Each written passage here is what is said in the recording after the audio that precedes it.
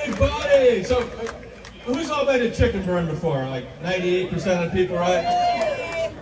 It's my first time here as a candidate, so now I can die and go to Canada to heaven because I've been at Bob and Al's Chicken Burn, right? Hey, thanks for coming out this afternoon. You know, the number of summer days left in Wisconsin are limited, but you chose to be here today. Why? The same reason that I'm running. The same reason that my wife and I said, we need to get in this race because we can't take it anymore, because you're concerned about the direction of America. You're concerned about the direction of Wisconsin. You're concerned about the weak leadership that we have in the governor's office in Madison, and that's why I'm running. We're going to beat Tony Evers and get a strong conservative governor.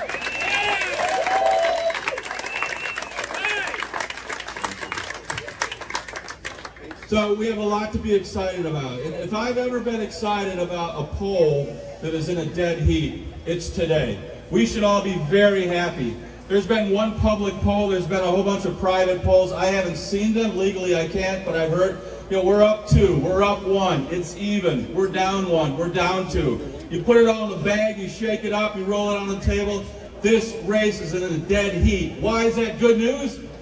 Because Tony Evers has been doing this for 4 years, and I've been doing this for 4 months. Our trajectory is still up, and we are going to beat him come November.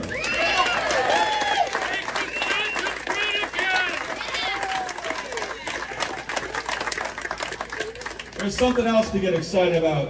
I'll let you in a little secret how I won the primary, and it's the same thing as how we're going to win the general election. There is a whole class of voters out there. They're hardworking Wisconsinites. They get up early. They go to work. And you know what they tell me? Tim, I may have been in the union, or I work hard, and I used to be a Democrat, but the Democratic Party has left me. It's all about the social issues now.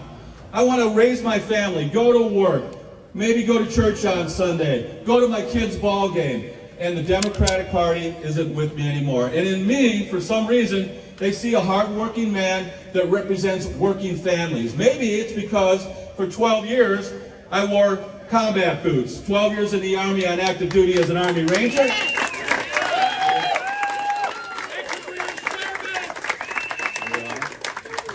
And for the past 25 years, I put on steel-toe boots and led men and women that get up early every day and put on steel-toe boots. And they know that I am all about the working man and the working woman and the working family. And they do not talk to pollsters.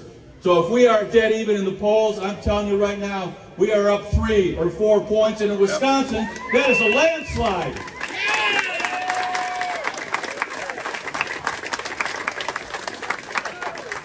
So when you're out working hard this fall, and I need you, I desperately need you. I'll tell you, we run a lot of TV ads, but we have a great ground game in the primary. We need to grow that ground game in the general election. When you're out working this fall, don't think of the traditional, typical Republican. I don't want to stereotype, all right? When you see these guys, I'll tell you that, now I'm going to stereotype. They have the cut-off sleeves, right? They're tatted up, big bushy beard. Everywhere I go, these guys come up and they hug me. And I'm like, hey, when was the last time you hugged somebody? Like, I don't know, man, but thank you for running. So, and they're frustrated. Find those people out there. Go outside the union factory and then hand out leaflets when they get off work. They are ready for change. They are ready to become Republicans. They know the Democratic Party has left them, and they love America like we love America. They know the American dream is alive, and we're going to win in November.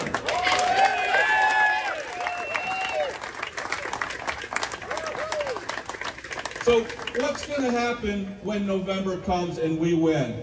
As we all know, there's a Republican legislature, Republican Assembly, Republican State Senate. Wait till we have a conservative governor who's ready to step up and take risks and take all the hits. We are going to transform Wisconsin for generations to come. This is our chance.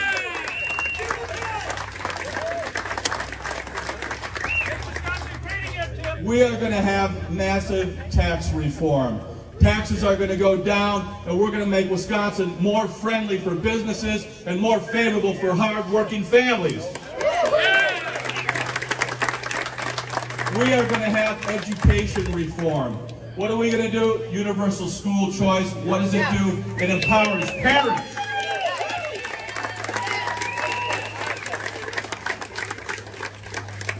We are going to put parents back in charge of education, and we are going to stop the CRT and get back to the ABCs.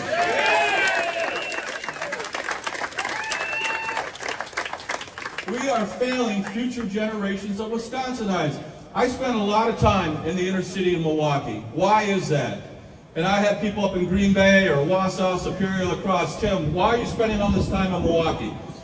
No state can be the greatest state that it can be if its biggest city is full of problems.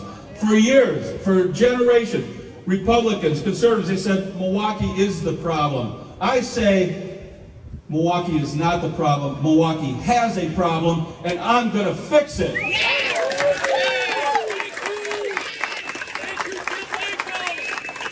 And it all starts with education. You know, I met a 5-month-old baby who just lost his mother. His mother was murdered in the inner city. I held this baby boy, baby Kiwan. The school baby Kiwan is going to go to, the reading comprehension score at this school is 0. 0. If you can't read, you can't learn. You can't learn arithmetic. You can't learn writing. If you can't read, you can't get a job. If you can't read, you will not become a productive member of society. Baby Kiwan and thousands of young babies like Kiwan and baby girls have 0 chance at being successful in life, unless we change education. That's why it's the foundation of what we're going to do. We're going to get universal school choice, and we're going to help get Milwaukee headed in the right direction.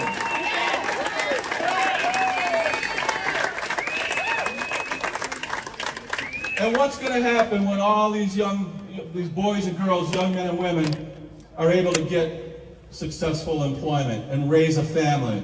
They're going to have an opportunity other than life on the streets. And that's the problem today. Their only option is life on the streets. If we get these young men and women off the streets, give them job opportunities, crime will go down in Wisconsin, crime will go down in Milwaukee. The crime problem in Milwaukee and all over the United States has really spiked in the last 2 years. I believe that is a byproduct of the whole defund the police movement. What do I mean by that? My brother-in-law is a cop. Barbara's brother is a cop. And he tells me, Tim, 2 years ago, everything changed. He used to go to his backyard neighborhood barbecue, and all his neighbors would be like, hey, Greg, come on in, have a beer, back the blue, tell us some stories. Last summer, we got to this point in America where less police is better? Explain that to me. Where cops are bad? It's completely wrong. He'd go to the same backyard neighborhood barbecue and they'd be like, hey, Greg, come on in. I'm not so sure I'm supposed to like you anymore. That is bad leadership. It starts with Joe Biden in Washington, D.C., with his liberal cronies, and it's going on in Madison as well with Tony Evers. Everyone in law enforcement is going to know that the governor himself wore a uniform, albeit a military uniform, for 12 years. They're going to know that I backed the blue, and these catch and release DAs, I'm going to fire them.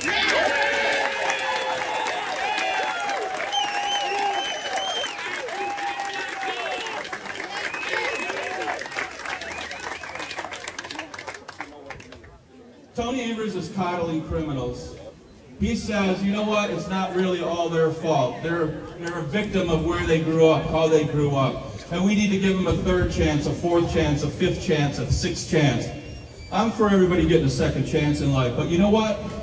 There's too many victims out there. The hardworking, tax-paying, law-abiding citizens are the victims. That's who I'm going to stand up for, and we will have rule of law here in Milwaukee and Wisconsin.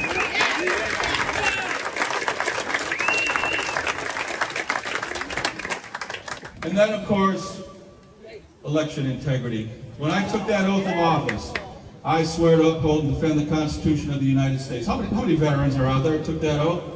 Wow, thank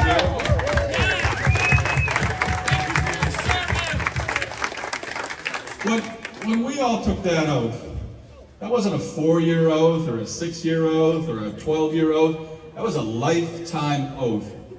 And if we don't have election integrity in the United States of America, our entire constitutional system comes crumbling down. I'm not doing this because I'm a Republican. This is not a Republican issue. It's a Republican issue. It's an independent issue. It's a Democratic issue. This is an American issue. By God, this is the United States of America, not some third world country, not some banana republic. Every American deserves to have election integrity, and we will have it here in Wisconsin.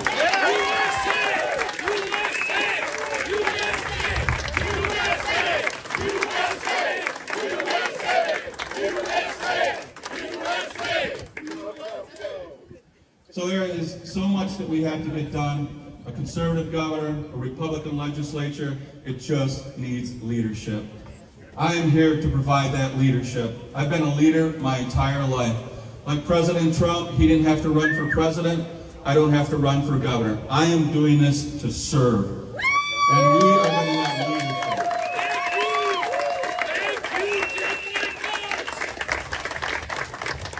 And I know there's going to be a lot of pushback, and there's going to be some tough days for the legislature and for me. But you know what? I don't care. Like our founding fathers, like those that signed the Declaration of Independence, it ended badly for many of them. But they made a sacrifice to make this the greatest country in the history of the world. I am willing to make this sacrifice as well as governor to get Wisconsin and make Wisconsin the greatest state that it possibly can be.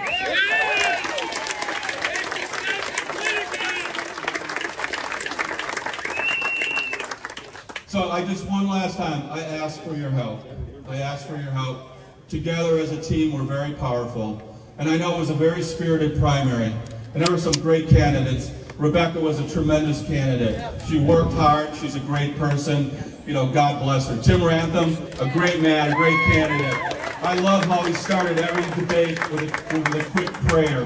You had to listen closely, but a great man. Kevin Nicholson, when he was in, you know, a Marine, hoorah for his service and a businessman. But we have 10 weeks, and from my first day in this campaign, it's always been about beating Tony Evers and getting a conservative governor in Wisconsin. I need your help.